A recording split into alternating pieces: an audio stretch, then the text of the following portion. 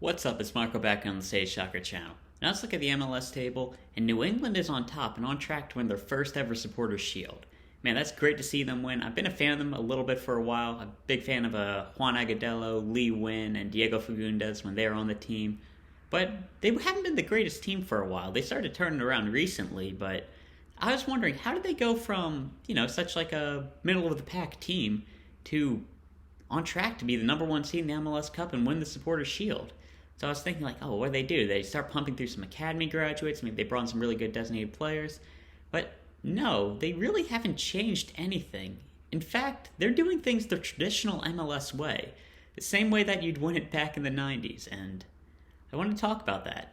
Instead of pumping through academy players, bringing in some huge names, they're winning through the draft and by signing some really solid designated players. Just looking at the college stars that New England have. Matt Turner, he went undrafted and they signed him out of Fairfield University. They were able to find an undrafted goalkeeper and turn him into, quite possibly, the U.S. number one.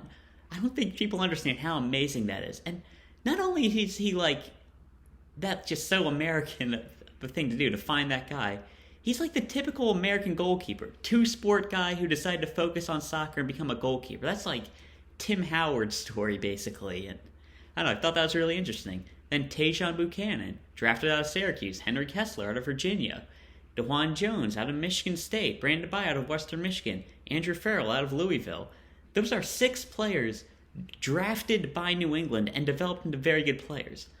There are NBA teams who don't have over half their starters gotten through the draft. I can't think of the last team who won a finals like that. Seriously, dude, this is something that they're doing that's amazing. The scouting that they have at the college level is very good.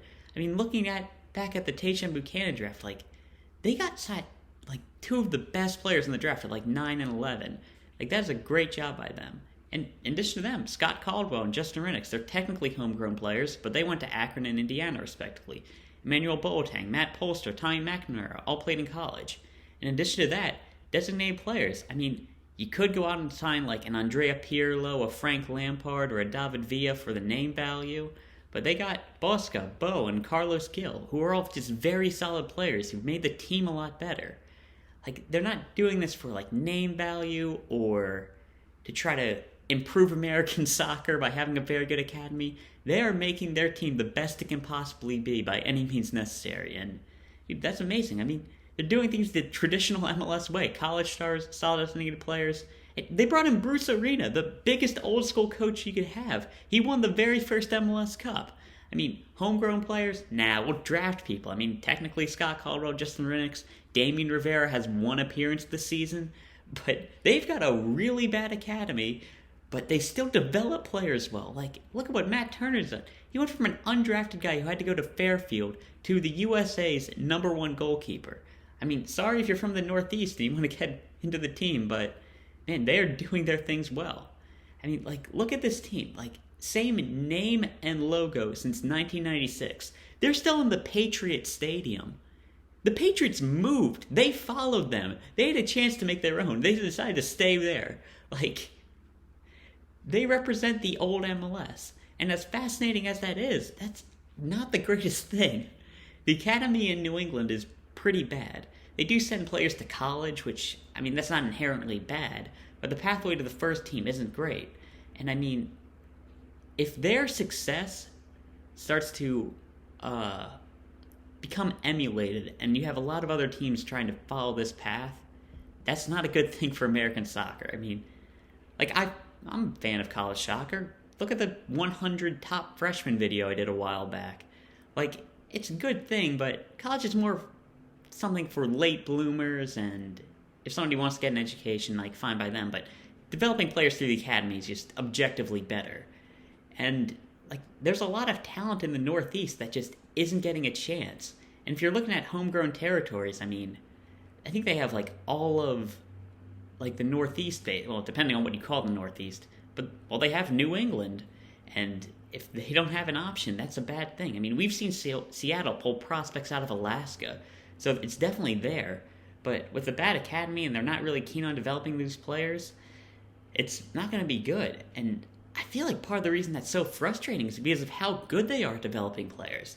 I mean, I mentioned Matt Turner, but man, Tajon Buchanan, he went from a very good college player to an international star who's moving to Europe.